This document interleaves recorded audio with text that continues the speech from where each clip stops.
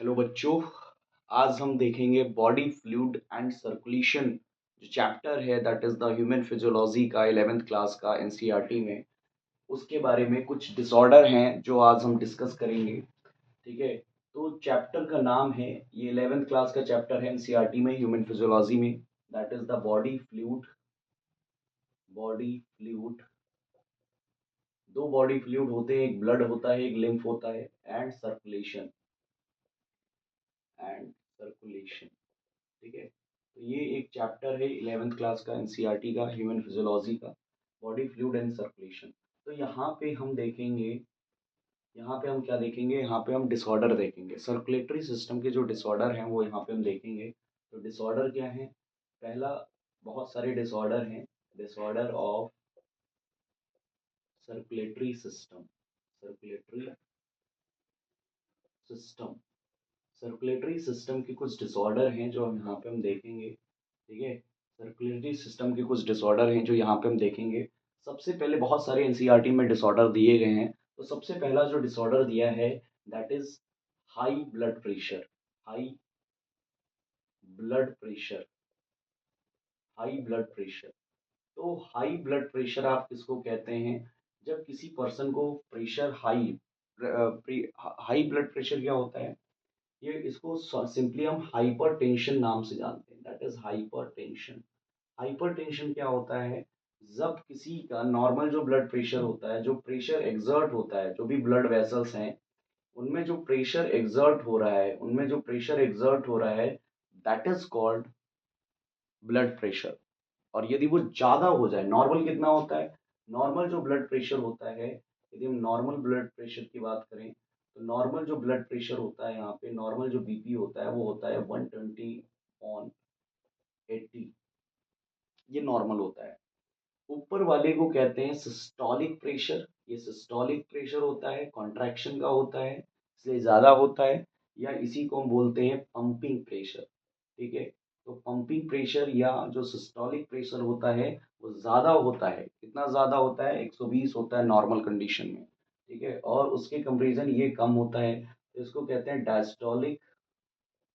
Diastolic pressure, या इसी को हम बोलते हैं दूसरे शब्दों में resting pressure.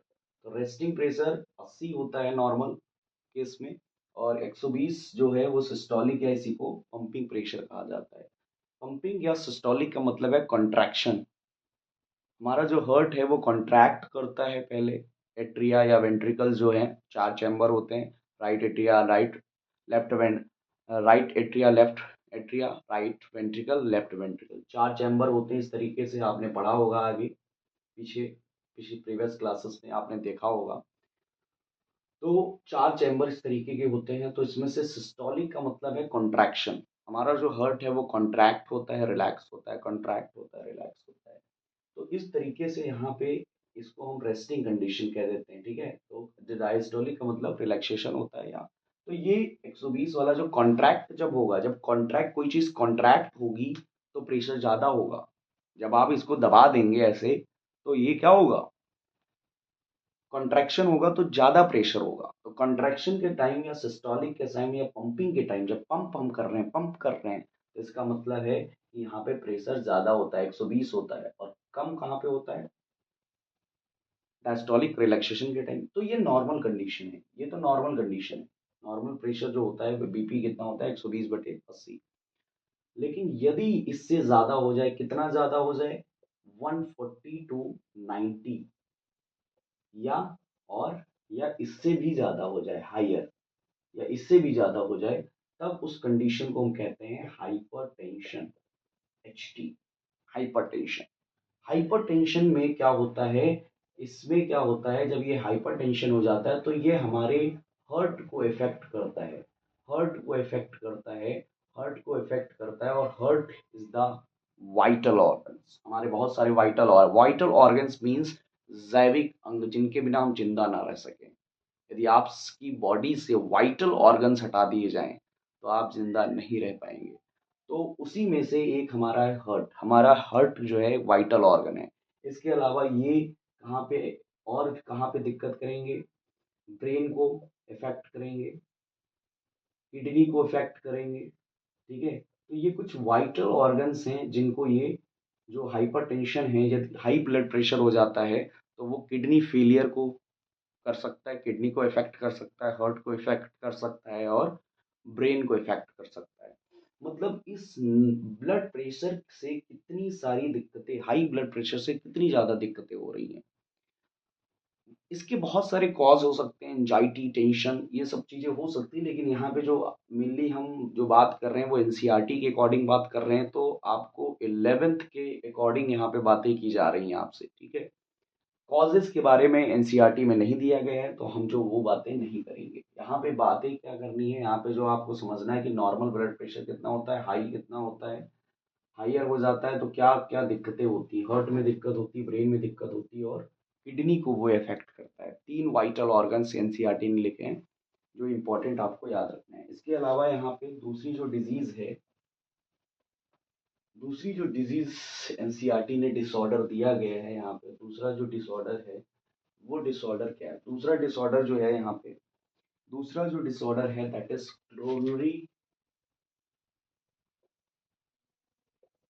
Coronary artery disease.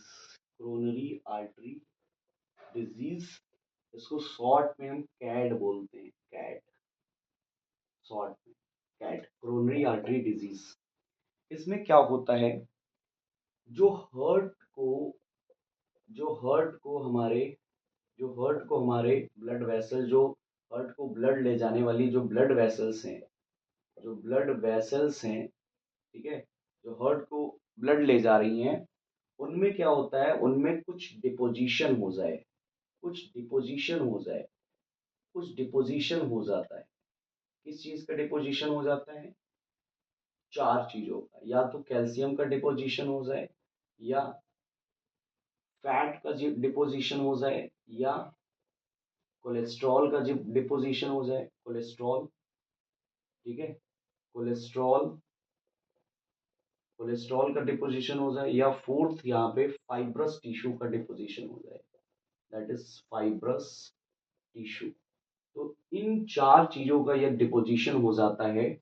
तो इससे होता क्या है, इससे इसको एक कॉमनली इस कैड कैड की जो बीमारी है इसको कॉमनली हम एथ्रोस्क्लोरोसिस कहते हैं, एथ्रोस्क्लोरोसिस, स्क्लोरोसिस। एथ्रो का मतलब होता है फैट और स्क्लोरोसिस मतलब हार्डनिंग, ठीक है। जब फैट का डिपोजिशन होगा यहाँ पे, या कैल्शियम का होगा, कोलेस्ट्रॉल का होगा, फाइब्रस टिश्यू का होगा, तो इससे क्या होगा कि ये जो हमारी ब्लड वेसल्स है ये नैरो हो जाएगी और हार्ड हो जाएगी।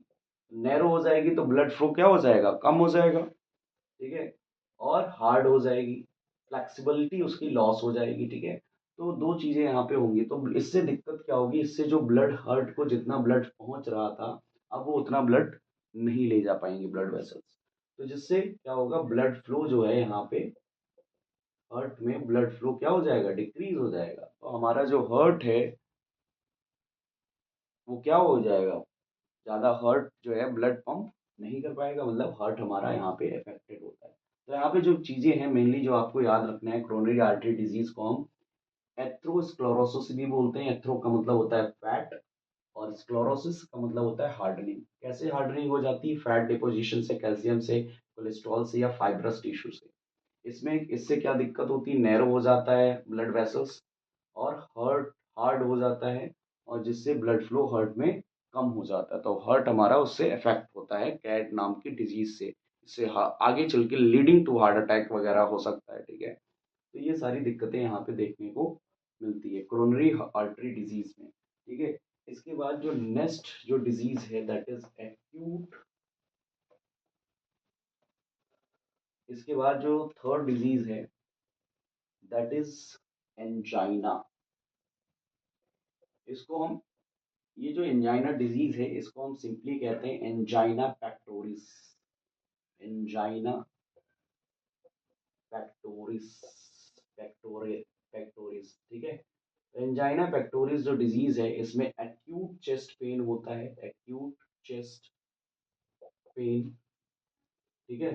तो इसको याद कर सकते हैं आप, एंजाइना में भी एपी आ रहा है और यहाँ पे भी एपी आ रहा है। ठीक है, तो एंजाइना पेक्टोरिस में क्या होता है, एक्यूट चेस्ट पेन होता है। एक्यूट चेस्ट पेन क्या क्यों होता है, क्योंकि जो हर्ट है हमारा, उसको ब्लड सप्लाई सही से नहीं हो पाती है, जिसके कारण वहां पे क्या होता है, उसको चेस्ट पे पेन महसूस होता है।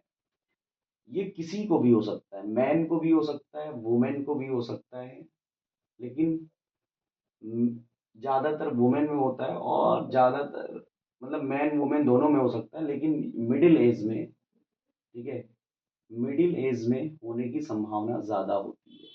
ठीक है, मिडिल एज में होने की संभावना ज़्यादा होती है। तो that is the angina, angina pectoris is acute chest pain यहाँ पे होता है। ठीक है, तो इज लीड टू द, ये भी हार्ट को इफेक्ट करता है। इसके अलावा जो डिजीज है, that is most important, fourth जो डिजीज है उसमें, फोर्थ फिफ्थ इसको कंपेयर करके हमें पढ़ना है, फिफ्थ और six disease, that is cardiac arrest, cardiac arrest और हार्ट फेलियर। बहुत सिंपल लैंग्वेज में आपको समझाया जाएगा। ठीक है, और हार्ट अटैक। ठीक है, तो यहाँ पे तीन चीजें हैं, हार्ट से रिलेटेड तीन बीमारियां होती हैं। गांव में आपने सुना होगा कि जब किसी को अटैक हो जाता है, तो चाहे कुछ भी हो, चाहे कार्डियक अरेस्ट हो, एंजाइना पेक्टोरिस हो, ठीक है, या फिर कार्डियक अरेस्ट हो, कुछ भी हो, सब लोग बच्चे यही बोलते हैं कि हार्ट अटैक हो गया। लेकिन what is the difference between cardiac arrest, heart attack and heart failure, ये यहाँ पे आपको समझ में आएगा। That is the difference between cardiac arrest, heart failure and heart attack. तो कार्डियक अरेस्ट जो होता है यहाँ पे, इसमें क्या होता है, हार्ट जो पंप कर रहा था, हमारा जो हार्ट जो है, जो हार्ट पंपिंग कर रहा था, जो हार्ट पंपिंग कर रहा था, वो स्टॉप हो जाता है, स्टॉप द बीटिंग, या जो पंपिंग है वो स्टॉप हो जाती है, या बीटिंग जो है वो स्टॉप हो जाती है, उसको हम कहते हैं कार्डियक अरेस्ट। अरेस्ट मतलब होता है स्टॉप, एक्टिविटी स्टॉप हो जाती है, बीटिंग स्टॉप हो जाए, हमारे हार्ट की बीटिंग स्टॉप हो जाए, that is called cardiac arrest.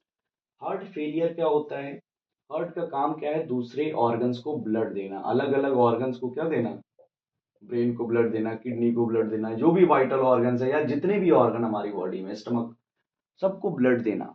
लेकिन कभी कभी जो है, जो हर्ट है, वो भी फेल हो जाता है अपने काम को करने के लिए। उसका काम क्या है, दूसरे को ब्लड देना, दूसरे ऑर्गन्स को ब्लड देना। यदि वो दूसरे ऑर्गन्स को ब्लड सप्लाई नहीं दे पा रहा है, इसका मतलब this disease is the heart failure,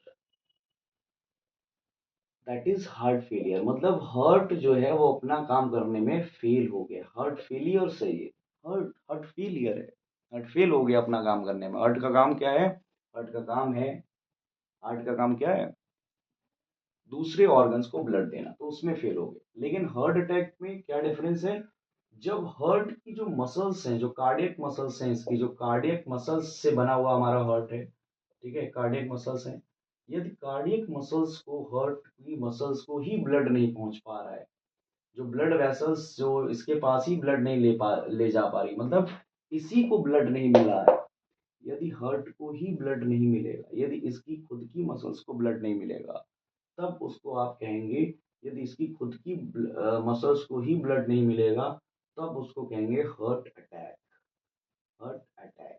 तो आप लोग ये बताइए, that is the difference between cardiac arrest, heart failure and heart attack. तो सिंपली मतलब बस आप इतना देखिए कि यहाँ पे स्टॉप बीटिंग है तो बिल्कुल अलग हो गया, डिफरेंस इन दोनों में बच्चे कंफ्यूज होते हैं। तो हार्ट फेलियर का मतलब है कि हार्ट का काम जो था वो उसमें वो फेल हो गया, हार्ट का काम है दूसरे को ब्लड देना, पंप करना, यदि वो उसमें फेल हो गया, मतलब दूसरे को ब्लड नहीं दे पा रहा है, तो हार्ट फेलियर। और वो खुद की मसल्स, कार्डियक मसल्स को ब्लड या सप्लाई नहीं हो रही है, तब आप उसको कहेंगे हार्ट अटैक। तो ये कुछ डिसऑर्डर हैं जो आपके बॉडी फ्लूइड एंड सर्कुलेशन या सर्कुलेटरी डिसऑर्डर में दिए गए हैं एनसीईआरटी 11th क्लास में। ये आप लोग रिवाइज करेंगे और आगे नेक्स्ट वीडियो में मिलते हैं। Thank you.